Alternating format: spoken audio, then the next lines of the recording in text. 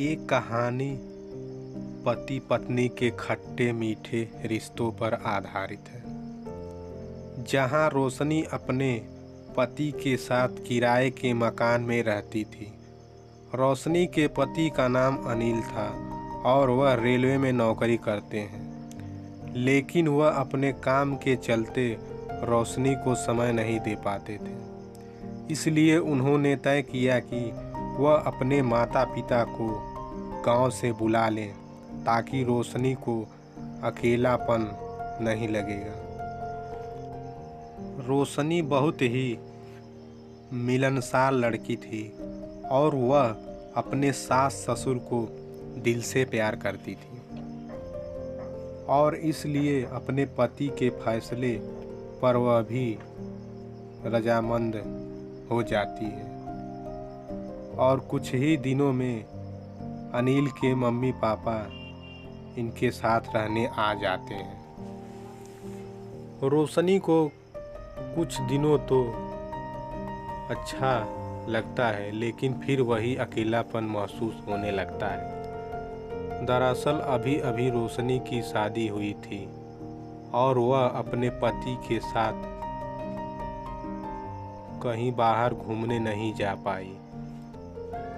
उसे अपने पति के साथ पर्याप्त समय भी नहीं मिल पा रहा था। इन सब बातों से वह मन ही मन हताश होने लगती है और फैसला करती है कि वह ज़बरदस्ती अपने पति के साथ कहीं बाहर घूमने का प्लान बनाएगी और अगर उसके पति नहीं माने तो वह अपने मायके चली जाएगी। शाम होते ही अनिल अपनी ड्यूटी से वापस आता है और अपनी नाराज पत्नी को देखता है तो पूछ बैठता है, क्या हुआ मेरी रोशनी को, आज उदास लग रही हो। और कुछ ही देर में रोशनी उससे कहीं बाहर घूमने जाने को कहती है।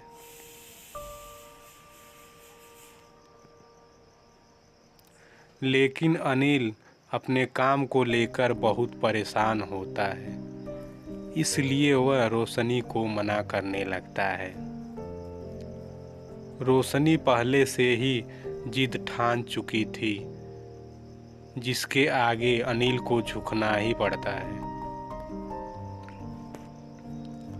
वह अपने रिश्ते को बिगाड़ना नहीं चाहता और वह अपनी पत्नी को कश्मीर की वादियों में घुमाने का प्लान बनाता है और रोशनी से कहता है, मैं 1-2 दिन में छुट्टी के लिए अर्जी दे देता हूँ, फिर हम दोनों घूमने चलेंगे।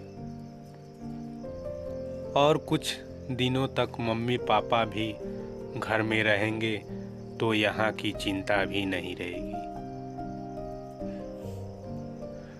अगले दिन अनिल की छुट्टी मंजूर हो जाती है और वह खुशी से अपनी पत्नी को कॉल लगाता है और कहता है, मैंने सारी तैयारियां कर ली है, तुम तैयार हो जाना, आज शाम को ही हमें निकलना होगा। मुझे सिर्फ 2 दिनों की छुट्टी मिली है।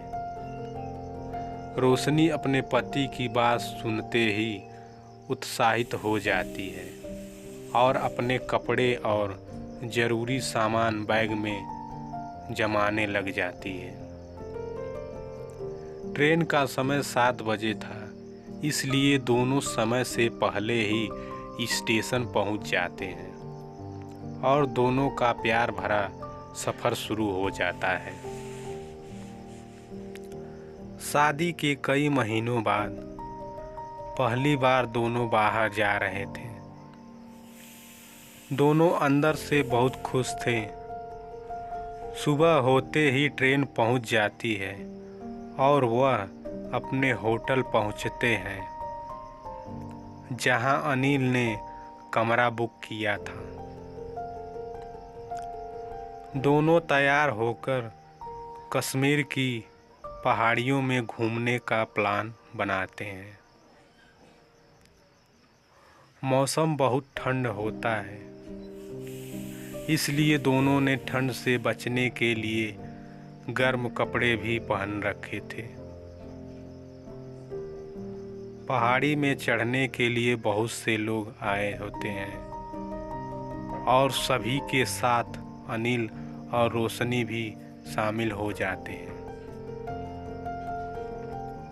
कुछ दूर चलने के बाद रोशनी को थकान महसूस होने लगती है और वह अपने पति से कहीं आराम करने को कहती है। अनिल भीड़ से हटकर एक पेड़ के नीचे अपनी पत्नी के साथ बैठ जाता है। कुछ देर बाद दोनों फिर से अपना सफ़र प्रारंभ करते हैं, लेकिन रोशनी और आगे नहीं जाना चाहती है और वह अनिल से कहती है, मुझे ऊपर नहीं जाना है। लेकिन अनिल अपनी पत्नी को पहाड़ी के ऊपर का नज़ारा दिखाना चाहता था। उसे पता था वहाँ जाकर दोनों को बहुत अच्छा लगेगा, इसलिए वह अपनी पत्नी के लिए एक घोड़े वाले से अपनी पत्नी को ऊपर ले जाने की बात करता है और घोड़े वाला रोशनी को ऊपर ले जाने के लिए तैयार हो जाता है। रोशनी पहली बार घोड़े पर बैठी थी। उसे डर लग रहा होता है, लेकिन अनिल के कहने पर वह घोड़े से ऊपर जाने को तैयार हो जाती है। कुछ ही देर में अनिल के घोड़े की रफ्तार की वजह से वह काफ़ी आगे निकल जाती है और अनिल धीरे धीरे पीछे चलता रहता है।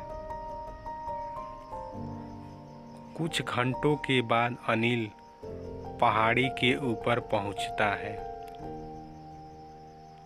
लेकिन वहां रोशनी दिखाई नहीं देती। तभी अनिल अपना मोबाइल निकालकर रोशनी को फ़ोन करना चाहता है,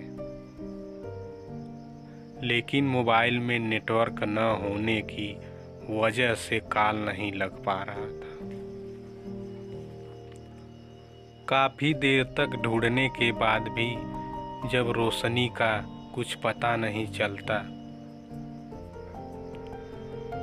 अनिल वहीं पहाड़ी के ऊपर बने हुए पूछताछ केंद्र में शिकायत दर्ज करवाता है। पूछताछ केंद्र के अधिकारी उस घोड़े वाले का पता करते हैं जो रोशनी को लेकर ऊपर गया था। कुछ ही देर की मशक्कत के बाद घोड़े वाला तो मिल जाता है, लेकिन वह कहता है, मैंने तो मैडम को ऊपर की पहाड़ी में छोड़ दिया था, फिर मैं वापस नीचे आ गया और उसके बाद मैडम कहाँ गई मुझे नहीं पता।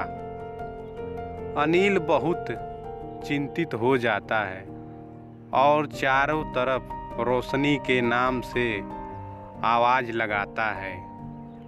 कई घंटे गुजरने के बाद रात हो जाती है और अनिल थक हार के पहाड़ी से नीचे उतरने लगता है। अनिल के पैर ही नहीं चल रहे होते हैं। वह अपनी पत्नी को ढूंढने में असफल हो चुका था। पहाड़ी से नीचे आने के बाद वह यहाँ कुछ घंटे बैठकर इंतज़ार करता है, शायद यहीं से रोशनी की कोई खबर मिल जाए।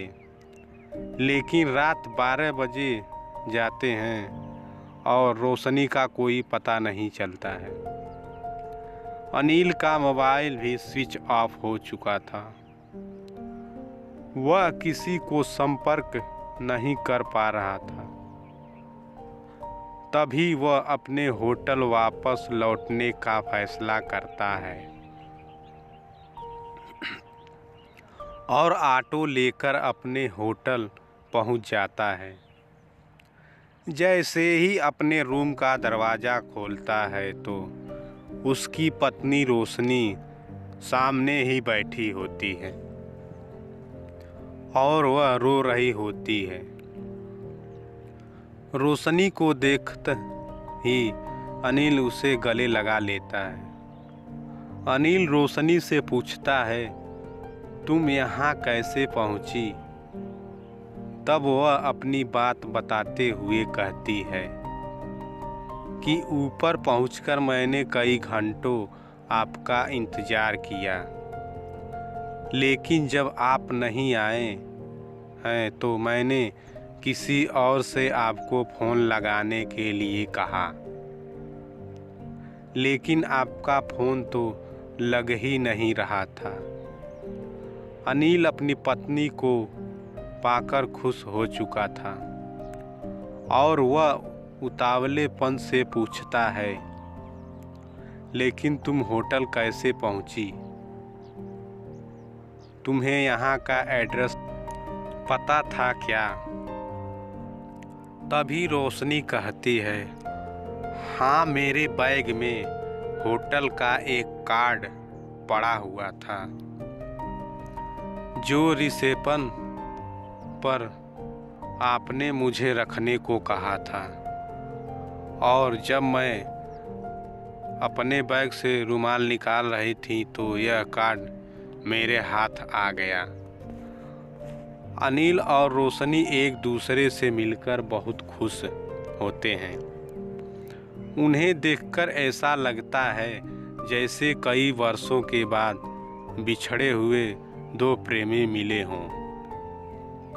होटल के सभी लोगों को दोनों के गुम होने कहानी पहले से ही पता होती है, इसलिए सभी दोनों के मिलने पर उत्साहित हो रहे होते हैं और उनकी खुशी को बढ़ाने के लिए होटल का मैनेजर उनके ट्रिप को फ्री कर देता है और वह अगली बार आने के लिए स्पेशल ऑफ़र देता है और दोनों अपने घर वापस लौट आते हैं और कश्मीर में हुई घटना के बारे में सोचकर बहुत हंसते हैं और अपने घर लौट आते हैं। दोस्तों, यह कहानी आपको अच्छा लगा हो तो कमेंट में ज़रूर बताएं और हमारे चैनल पर नए हैं तो हमारे चैनल को सब्सक्राइब करना ना भूलें। मिलता हूँ मैं ऐसे ही अगली वीडियो के लिए। जय हिंद।